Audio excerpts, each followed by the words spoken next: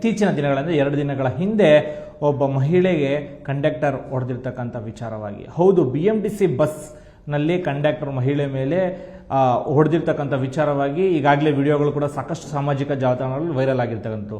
ಕಾರಣ ಏನು? ಕಂಡಕ್ಟರ್ ಮಹಿಳೆ ಮೇಲೆ ಹೊಡೆಯೋಕ್ಕೆ ಕಾರಣ ಏನು? ಅಥವಾ ಮಹಿಳೆ ಕಂಡಕ್ಟರ್ ಆದಂಥ ಹೊನ್ನಪ್ಪನಿಗೆ ಮೊದಲು ಕಪಾಳ ಮೋಕ್ಷ ಮಾಡುವಂಥದ್ದು ಕಾರಣ ಏನು ಅನ್ನೋ ರೀತಿಯಲ್ಲಿ ತನಿಖೆಯನ್ನು ಮಾಡಿದ್ವಿ. ಹೌದು, ಸಾಕಷ್ಟು ವಿಚಾರಣೆಯನ್ನು ಮಾಡ್ತಾ ಒಂದೊಂದೇ ವಿಚಾರ ಬೆಳಕಿಗೆ ಬಂದಿದೆ. ಏನಪ್ಪ ಅಂತಂದರೆ, ಮಹಿಳೆ ಮೊದಲು ಅಂದರೆ ಏನು ಬಸ್ನಲ್ಲಿದ್ದಂಥ ಮಹಿಳೆ ಮೊದಲು ಬಸ್ಸನ್ನು ಬಿಳೆಕಲ್ಲಳ್ಳಿ ಬಳಿ ಹತ್ತಾರೆ. ಅದಾದ ನಂತರ ಆ ಬಸ್ ಅಂದರೆ ಏನೊಂದು ಬನ್ನೇರುಘಟ್ಟ ಟು ಶಿವಾಜಿನಗರ ಬರ್ತಂಥ ಬಸ್ಸು ನಂತರ ಏನೊಂದು ಬಿಳೆಕಲ್ಲಳ್ಳಿ ಮುಖಾಂತರ ಡೈರಿ ಸರ್ಕಲ್ಗೆ ಬರಬೇಕಾದ್ರೆ 2 ಸ್ಟಾಪ್ಗೆ 1 ಸ್ಟೇಜ್ ಅಂತ ಏನು ಹೇಳ್ತೀವಿ BMTCಯಲ್ಲಿ, ಪ್ರತಿ ಸ್ಟೇಜನ್ನು ಕಂಡಕ್ಟರ್ ಒಂದು ಕ್ಲೋಸ್ ಮಾಡಬೇಕು, ಎಂಟ್ರಿ ಮಾಡಬೇಕು ಆ ಮಿಷಿನ್ನಲ್ಲಿ.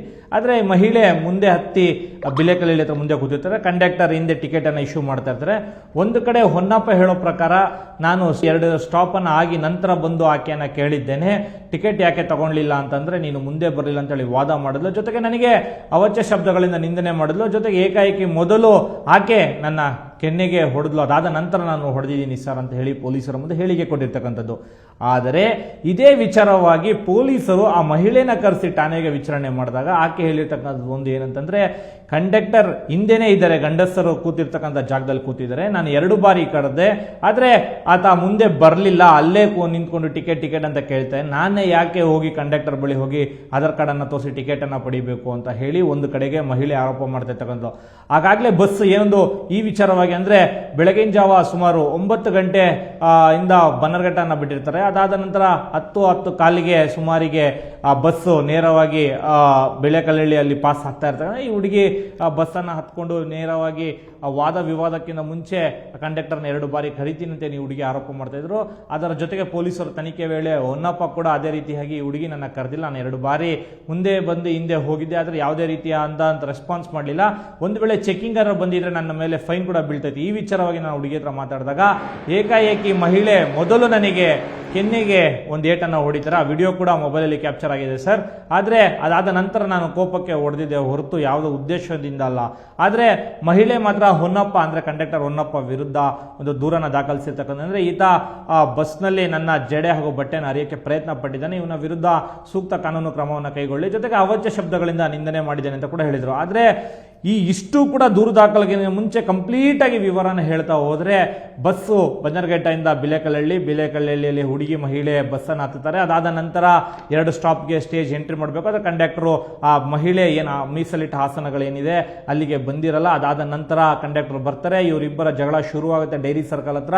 ಅಲ್ಲಿಂದ ವಿಲ್ಸನ್ ಗಾರ್ಡನ್ಗೆ ಬಸ್ ತಲುಪೋ ವೇಳೆ ಮಾತಿನ ಚಕಮಕಿ ಜೋರಾಗಿ ನಡೆಯುತ್ತೆ. ಆ ವಿಲ್ಸನ್ ಗಾರ್ಡನ್ ಸಮೀಪಿಸುತ್ತಿದ್ದಂತೆ ಮಹಿಳೆ ಮೊದಲಿಗೆ ಕಂಡಕ್ಟರ್ಗೆ ಹೊಡಿತಾರೆ. ಅದಾದ ನಂತರ ಕಂಡಕ್ಟರ್ ಮಹಿಳೆಗೆ, ಕಂಡಕ್ಟರ್ ಅಂತ ಹೊನ್ನಪ್ಪ ಮಹಿಳೆಗೆ ಕೂಡ ಹೊಡಿತಾರೆ. ಅಲ್ಲಿಂದ ನೇರವಾಗಿ ಆ ಮಹಿಳೆ ಬಸ್ಸನ್ನು ಇಳಿದು ಸಿದ್ದಾಪುರ ಪೊಲೀಸ್ ಠಾಣೆಗೆ ಆಗಮಿಸಿ ದೂರನ್ನು ದಾಖಲಿಸ್ತಾರೆ. ಯಥಾಸ್ಥಿತಿಯಾಗಿ ಕಂಡಕ್ಟರ್ ನೇರವಾಗಿ ಒಂದು ಮೆಜೆಸ್ಟಿಕ್ಗೆ ಹೋಗಿ ಡ್ಯೂಟಿ ಮಾಡ್ತಾ ಇರ್ತಾರೆ.